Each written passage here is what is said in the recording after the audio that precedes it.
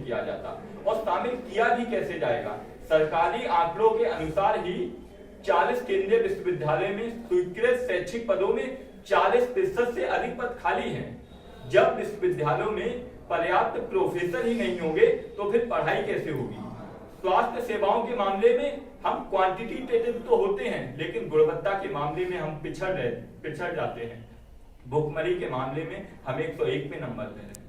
मुझे धूमिल की पंक्तियां याद आती हैं कि एक आदमी है जो रोटी बनाता है, एक दूसरा आदमी है जो रोटी खाता है, लेकिन एक तीसरा आदमी भी है जो ना रोटी बनाता है ना रोटी खाता है, वह रोटी से खेलता है। कहने का मतलब, जहां आबादी का एक हिस्सा रेस्टोरेंट और शादी ब्याहों में खाने से भरी प्लेट को बेहिचक डस्टबिन में फेंक देता है, तो वहीं आबादी का दूसरा हिस्सा जरूरी 2 वक्त की रोटियों के लिए जीवन भर तरसता रहता है और कई बार तो भूख से मर भी जाता है। हम विश्व के तीसरे सबसे प्रदूषित देश हैं। हमारी राष्ट्रीय राजधानी दिल्ली विश्व की सबसे प्रदूषित राष्ट्रीय राजधानी है। भ्रष्टाचार के मामले में हम 66वें नंबर पर आते हैं। भ्रष्टाचार की सारी हदें तो तब पार हो जाती हैं जब प्रदेश के बिजनौर जिले में सड़क उद्घाटन के दौरान नारियल फोड़ा जाता है। नारियल नहीं टूटता, लेकिन रूट टूट जाती है। उपलब्धियों की तरह ही भ्रष्टाचार की फहरिस्त भी बड़ी लंबी है, लेकिन सर्वाधिक महत्व का प्रश्न यह है कि हम किस तरह से इन समस्याओं का समाधान निकालकर सबका साथ, सबका विकास, सबके विश्वास और सबके प्रयास के संकल्प को साकार रूप दे सकते हैं।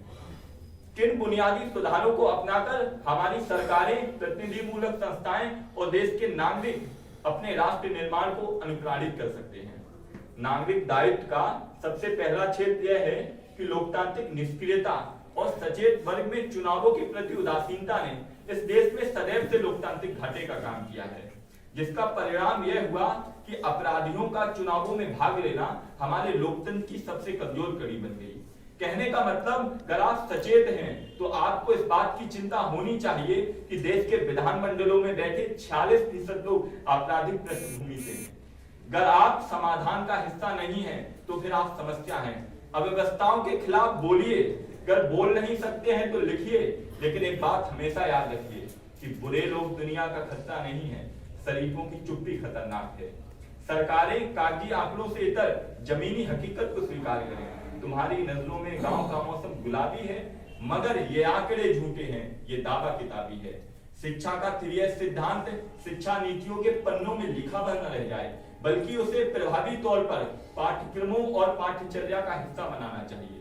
शिक्षा का 3S सिद्धांत वह सिद्धांत होता है जो हेड यानी कि मस्तिष्क का विकास, हर्ट यानी कि चरित्र निर्माण और हैंड यानी रोजगार सृजन, तीनों के लिए एक साथ काम करता है।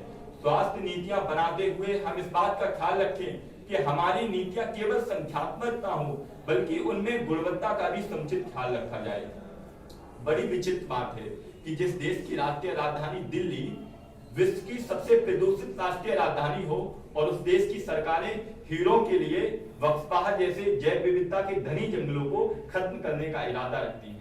मुझे राजस्थान का पिपलाती गांव याद आता है कि कैसे उस गांव में जब कोई भी बच्चा या बच्ची जन्म लेता है तो उस गांव के लोग उनके उत्सव में बड़ी बड़ी पार्टियां करने के बजाय जितने संभव हो सकते हैं पेड़ लगाते हैं, और जब बच्चे बड़े हो जाते हैं तब उनको यह बताते हैं कि यह पौधे आपके जन्म के उत्सव के समय लगाए गए थे। हम अगर भूखों को खाना नहीं खिला सकते, हम अगर गंदी जगह को साफ नहीं कर सकते, तो कम से कम अपने आप से खाना बर्बाद ना करने और साफ जगह को गंदा ना करने का वादा तो कर ही सकते हैं। मैं कल जब ट्रेन से आ रहा था, ट्रेन एक गांव से गुजरी, किसी ने पत्थर फेंक के ट्रेन में मारा तो मेरी बॉगी का कांच टूट गया।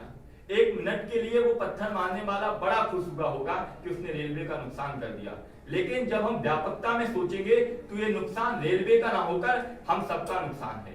कहने का मतलब, हर नागरिक को राष्ट्र निर्माण में अपने हिस्से और अपनी जिम्मेदारी का एहसास होना चाहिए। और यह एहसास क्यों जरूरी है, इसके उदाहरण में आप अफगानिस्तान को लीजिए। अगर वहां के लोगों में तन समर्पित, मन समर्पित और एक जीवन समर्पित, चाहता हूं देश की धरती तुझे कुछ और भी दूं जैसा समर्पण भाव रहा होता, तो वहां के लोग टैंकों तले रौंदे ना जाते, बंदूकों से घूमे ना जाते और हवाई जहाज के पहियों में लटक कर देश छोड़कर भागना न पड़ता। किसी आतंकी संगठन के लिए समूचे राष्ट्र के संसाधनों पर कब्जा करना इतना आसान ना होता। इसलिए मैं इसी अपील के साथ अपनी बात समाप्त करूंगा कि यहाँ के बाद जब हम घर जाएं तो सबसे पहले संविधान के अनुच्छेद 51 में लिखे मौलिक अधिकारों को पढ़ें, उन्हें याद करें और अपने व्यवहार का हिस्सा बनाने के लिए अपने आप से वादा करें। झंडा ऊंचा रहे हमारा, विजय विश्व तिरंगा प्यारा। धन्यवाद। वंदे मातरम।